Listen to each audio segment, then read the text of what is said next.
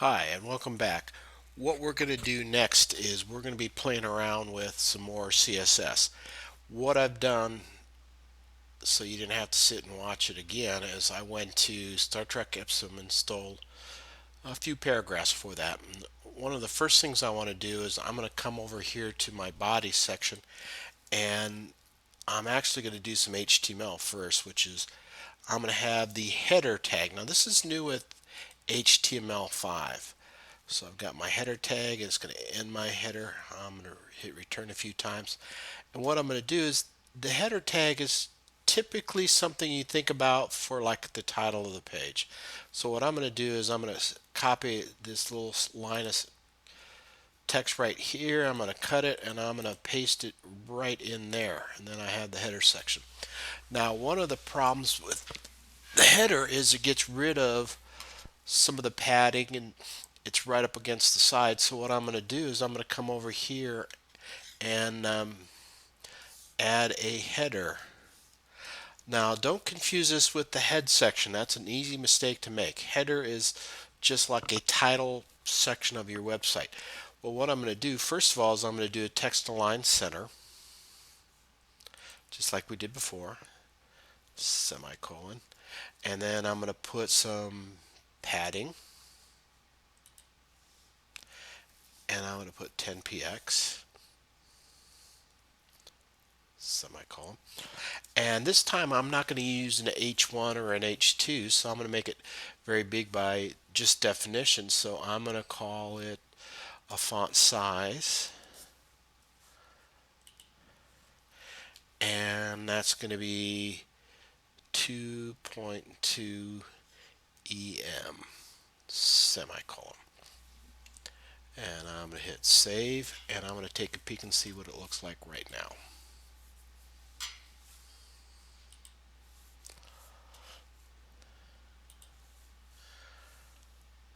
Okay. Now I've committed a mortal sin right here because I still have that very generic title. So what I'm going to do is I'm going to come down here to the title tag and I'm going to put playing some more with CSS. So it's describing the content of there. Now the next thing I'm going to do is I'm going to do something slightly different. I'm going to have the body section be 90%. Oops, sorry. It's going to be the width, and it's going to be 90% of the page, semicolon. And then I also am going to do margin auto, semicolon. Now the reason I'm going to do that is it centers it very nicely for me, so I'm going to, haven't saved it yet. And what I'm going to do is I'm going to click over here, hit reload, and notice how it's brought it in a little bit. You know, centering all the content is not necessarily a bad thing, although I really am not a big fan of centering text other than maybe a title and maybe a footer or something like that. Well, it's got a header tag and then a footer tag. And typically the footer tag, what you do is at the very end before you end your body is where you add your footer.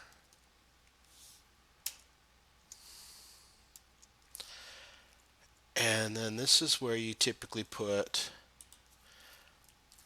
contact information. Now, one of the big mistakes that most small business sites do is they have a contact page, but they don't have that contact information on every page. And you should have it typically in the footer section where you can have like a phone number, physical address, email address. And you should have that on every page of a website. And that's why, I'm going to show you later on in the semester how to do a template inside Dreamweaver. Templates are great for that because then automatically, this footer information is always on every page, and if it changes, you can change it in one spot and it changes it for all the pages.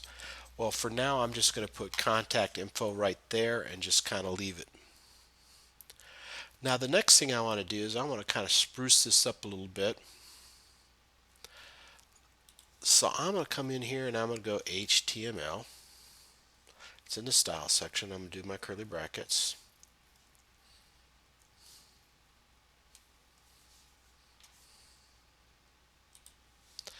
And what I'm going to do is I'm going to have, oops, not body. I'm going to have a background dash image.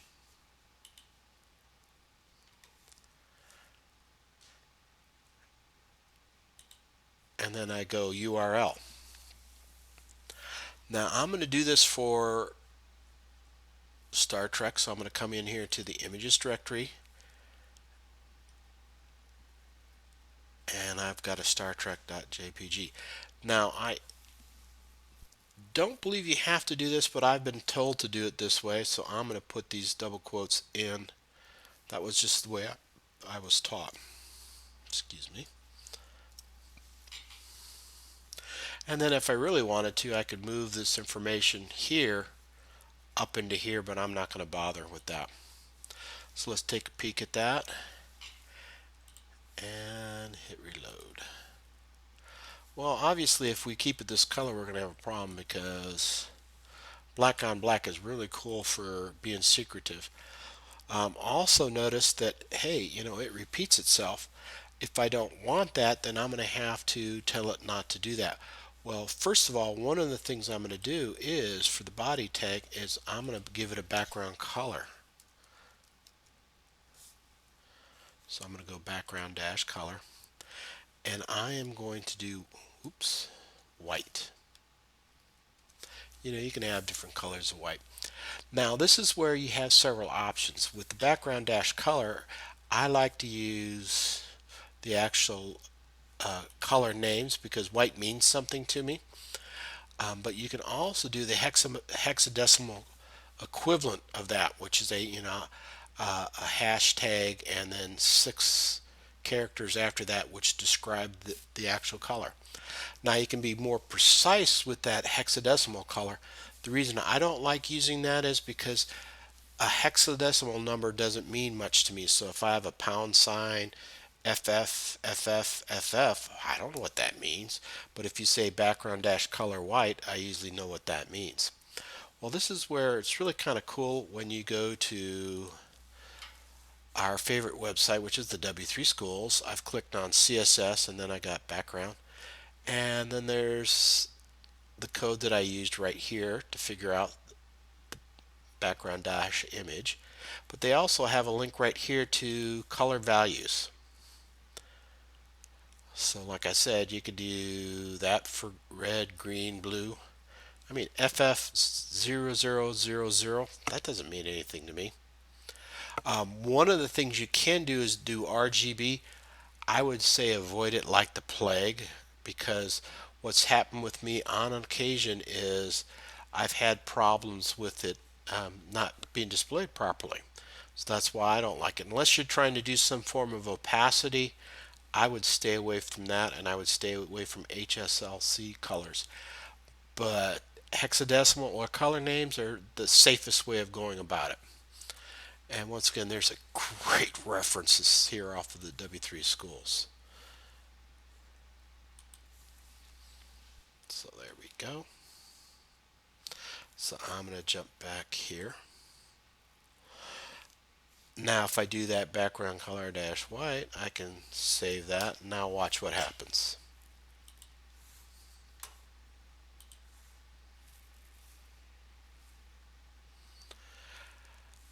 Let's make that a little bit smaller. I'm going to do that instead of 90%. I'm going to do 80%.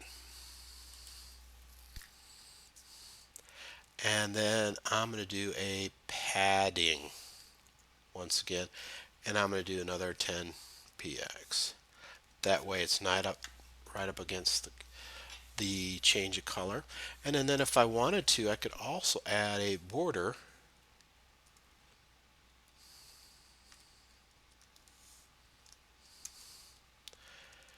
And that could be 2px solid, oops, and red, semicolon. And you notice if it changes colors like that, it is recognizing what it's supposed to be.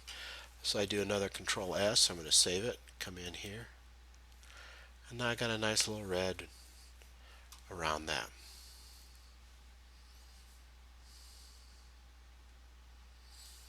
Oops, I just noticed something that I don't like. Oops. I actually want this information above the validation.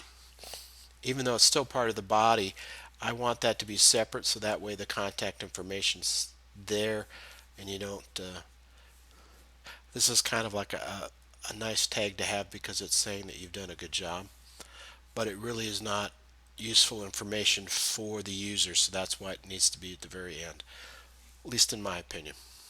There we go, I saved that. Now what I'm going to do next is 80%. See how does that look? Yeah, much better.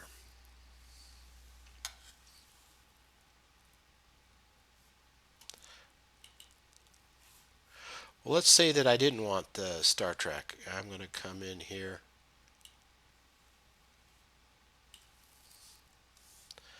and I'm going to go images. Yeah, there we go.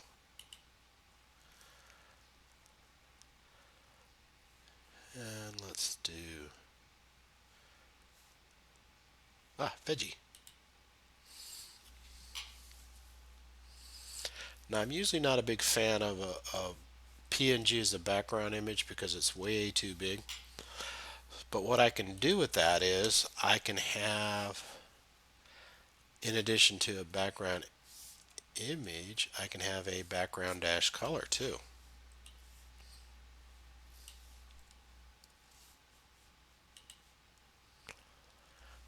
And instead of white, I'm going to go green and see what it looks like. There we go. So the PNG is pretty nice because it melts right in and doesn't negatively interact with the color. Now if I was using a JPEG, you'd see a white square around that, and that just looks ugly as sin unless you have a white background. So now I've got my veggie.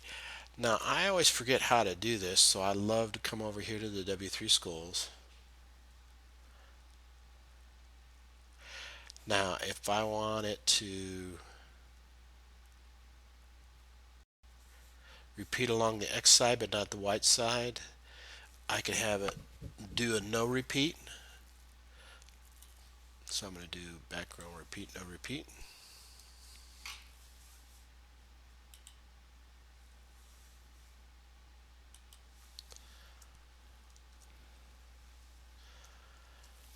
Save it and see what it looks like. It's hiding in there somewhere. So that's really not going to work very well.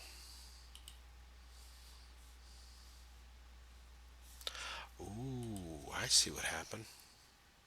I thought it was just hiding below the page, but I forgot my semicolon, so that's why it wasn't working.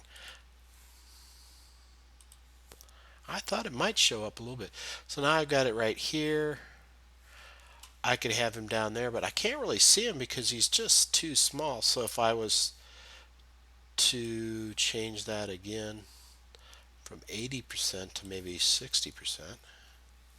Ooh, not 600.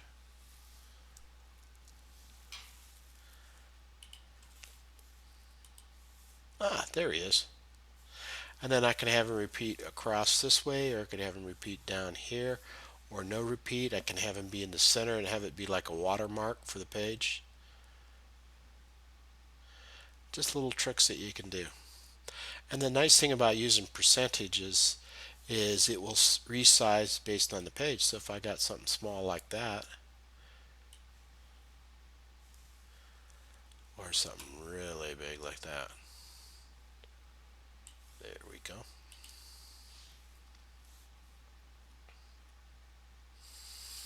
Well, remember that we like to have external style sheets, and I'm going to show you something, and you're going to notice that the background image is no longer going to work when we do this. But I'm just going to call this more.css.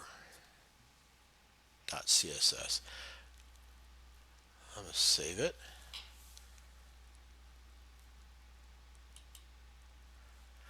And I'm going to go File, New,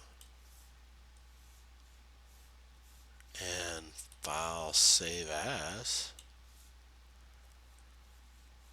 Once again, coming to the desktop. And I'm going to call it more.css.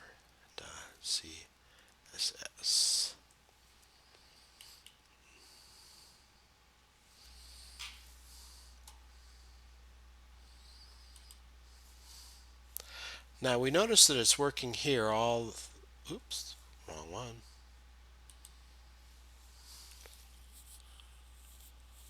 Notice that it's working here. I'm going to cut all of this all the way down to here. Do Control X. Pop up more CSS, paste. Now why it's not going to work is because now I'm sitting in the CSS directory. So I'm going to save it. I know you don't believe me, so we're going to come over here. We're going to hit reload. Oh, don't make me a liar.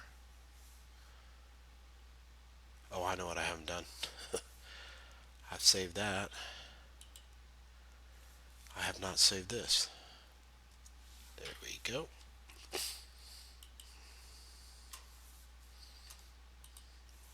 It's disappeared. Well, what's happened is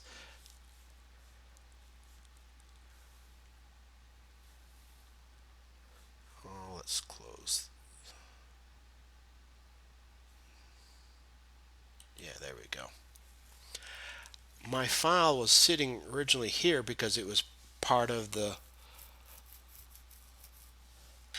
CSS.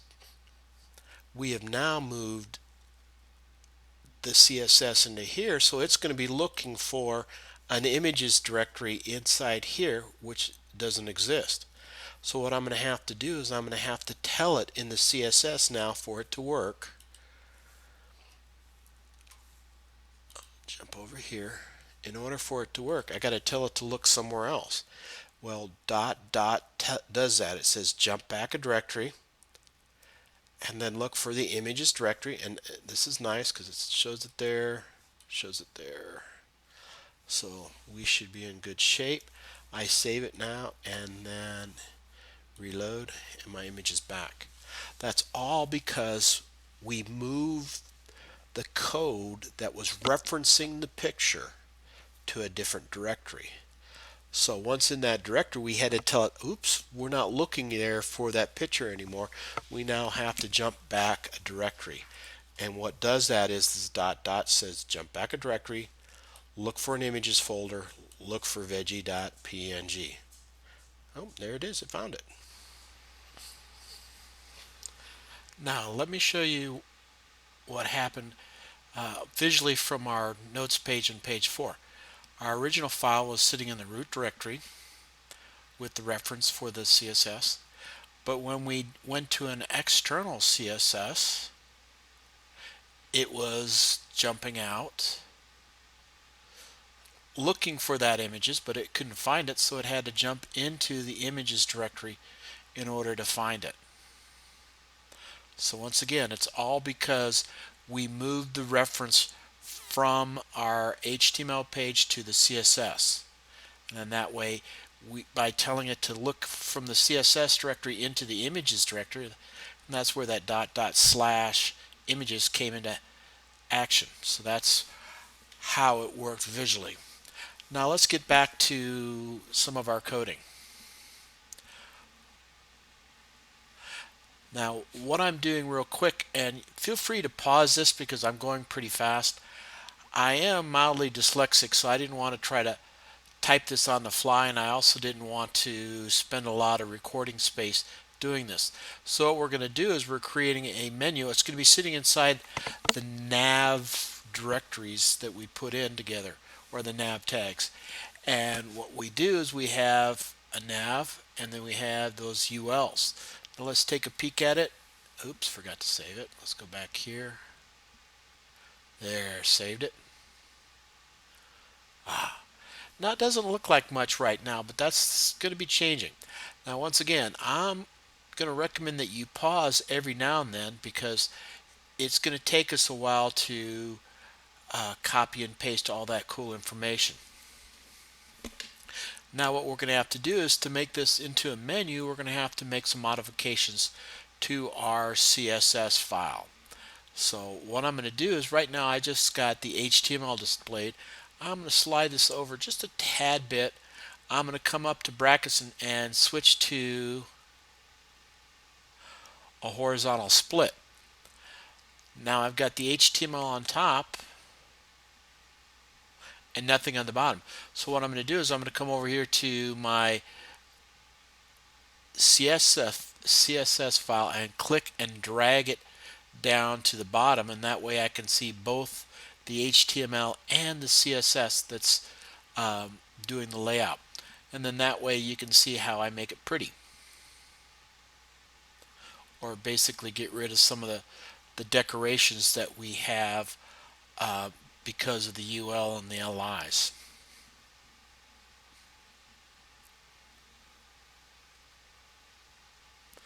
Now I'm going to move this around a little bit just to get it so you can actually see it better.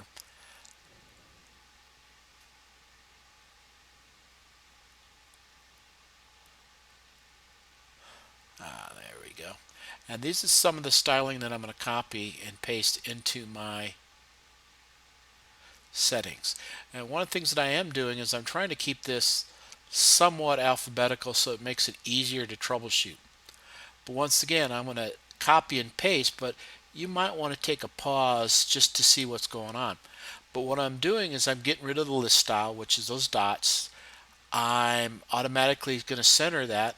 I've got a margin of 800 pixels. I could have also done percent, and then I'm doing padding 0 and an overflow hidden, which means if there's any extra text, it's going to disappear.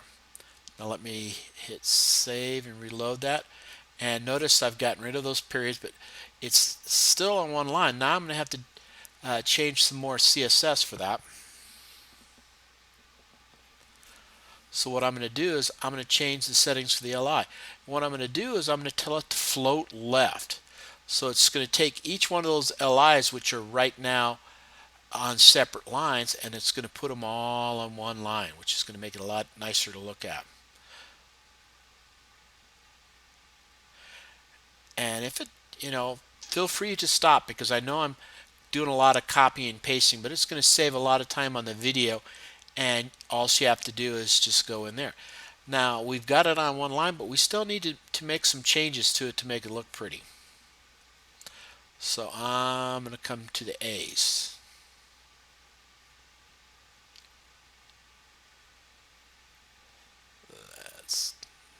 Come on. Now what this is a pseudo link, and what I'm going to do is it's going to be an A but under certain environmental conditions. In other words, when the A is a link, the CSS is going to look one way. If it's hovering, which is when your mouse pointer is over it, it's going to look a totally different way. So I'm going to go paste there. Now please note that I've got A colon. That's how it's a pseudo link. I'm doing two changes at one time. That's why we've got the comma after that, and I'm doing A colon visited. So in other words, it's not going to turn purple like it normally does when you do the visited. So I'm just going to play around with some of the decorations, get rid of that, that underline. I'm going to align the text center. I'm going to make the font a little bit bolder, and I'm also going to turn the link to white. But it's really going to look good because, oops, forgot to save again. I'm a little silly today. There we go, saved it.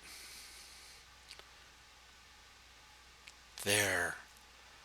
So now it looks like this, but when we mouse over it, nothing changes. And it's always a good idea to give your user an experience of what they're going to click on. If I was to click in between, I may not necessarily know which link I'm actually working on. So what I'm going to do is I'm going to set an active and a hover state, which are going to both be the same. And what I'm going to do is I'm just going to once again copy it. But to give a visual clue, what's going to happen is on the mouse over, when I stick my mouse over there, the background is going to immediately change to white and the link is going to be blue. There we go. Yep. Once again, feel free to pause because I am going really fast on this. I just didn't want to spend a lot of video time because it makes it so much larger of a file to download and much easier to work with. See, now I have a visual clue when I mouse over it for what I'm going to click on. And that whole area in that white right now is a link. So I could click anywhere in there and it would be a link.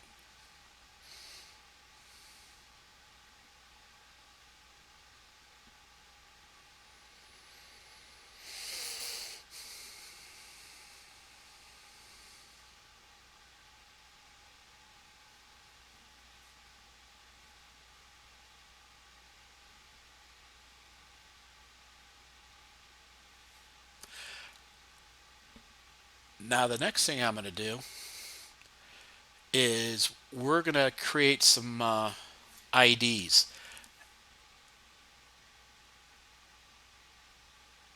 And that's why it's the # menu and # right and pound, because what it's doing is I'm going to identify a segment of my web page by using ID. So I'm going to use, instead of # menu like I did in this example earlier, I am going to use the nav tag instead.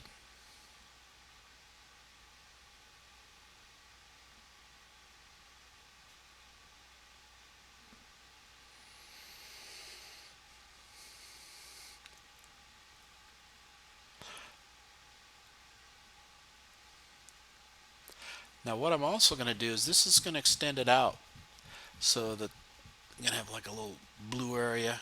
Did I save it? See, yeah, now I saved it. Hit reload.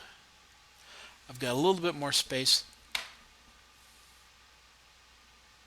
But notice now when I roll over it, it's more like a little box.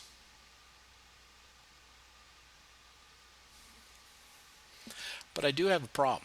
If you notice down there, when I scroll down, I have my link to the validation.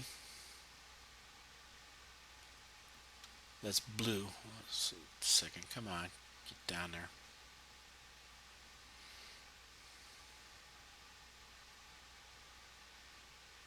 I don't want it to be blue down there. That's not a good looking thing. You could probably get away with it, but it's just cheesy. And so what we're going to have to do is we're going to have to be real specific as to which A's we want to modify.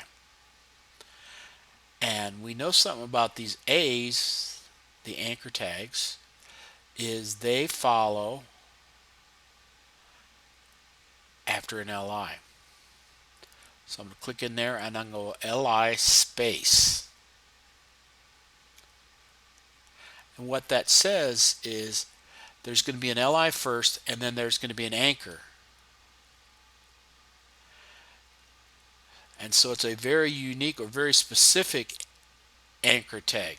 It's not just any A, it's one that follows an LI. And since that's how we use our menu, it's a good way of distinguishing a regular A from an LI. I mean, from one that's in the menu. Very nice.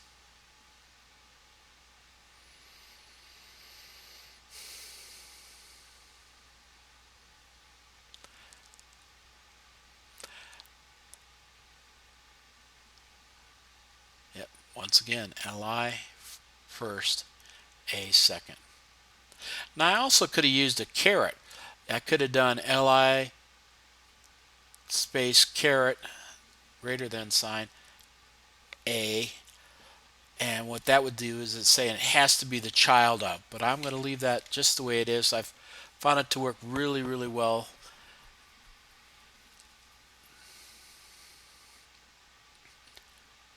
Now let's jump back here. We've got a bunch of code in here. Now notice that the P is before the A, so I don't have an LI anywhere inside that. So that's how it knows or distinguishes between the two.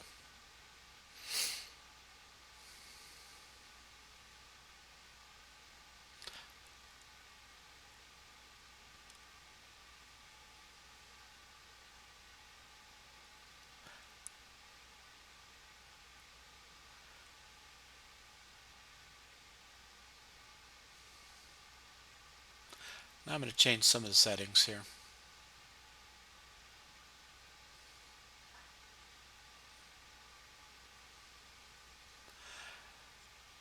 And I feel like being a Trekkie today, so once again, it's dot dot to take me back a directory, go into the images, and let's find that Star Trek JPEG. So now I'm going to hit reload. Ooh, kind of big, kind of black.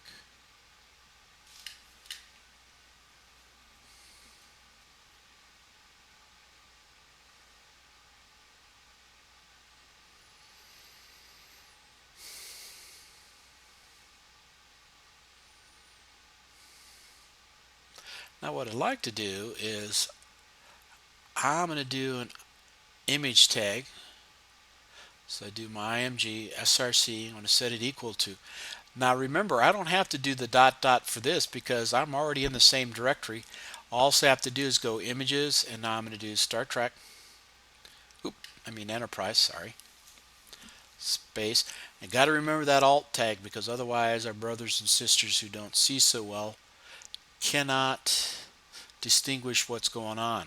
And so you want to be descriptive of the picture as usual.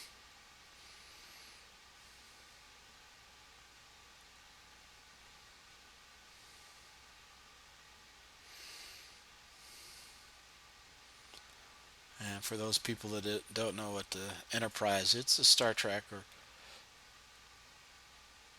Federation spaceship. I should have put Federation. Eh, I'll just leave it the way it is.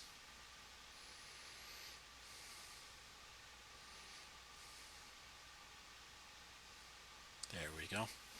Now it would really be nice if I didn't have all that dead white space around it. So what I'm going to do is I'm going to come over here and float it, which means it's going to allow me to have that text wrap around.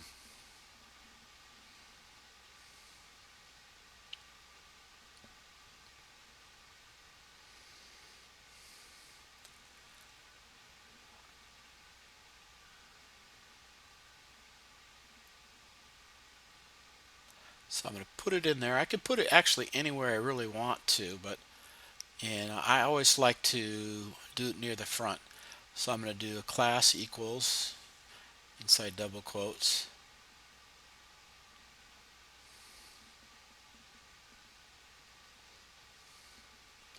And I can do right or left, but I have to create that class, and I call it fright, f right, float right.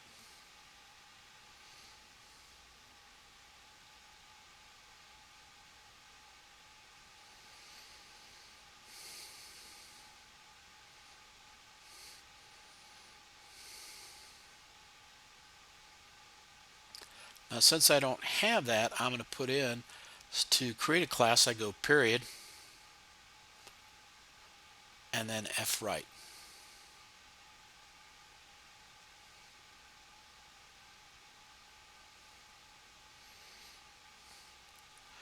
And so that's going to be for me to float colon right. Now obviously I could do float left, but then it wouldn't make sense to having the f right.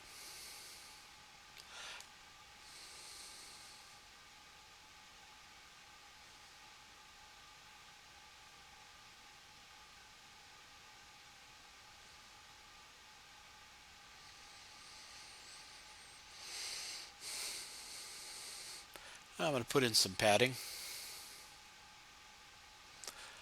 Now I could have gone padding and it'd go all the way around, but instead what I want it to do is I want to have some padding on the left, and I'm going to just give it 5 pixels. Since I'm floating it to the right, I want to give it some space on the left hand side so the text doesn't just sneak right up against it and makes it very hard to read. And there you notice, like, I might want to bump it up a little bit more than 5 pixels, maybe 10, but that's just one of those things that you just kind of got to play around and eyeball. Now what I recommend you do is play around with floating of information, and also I would highly recommend that you also get used to um, trying different things like the box model.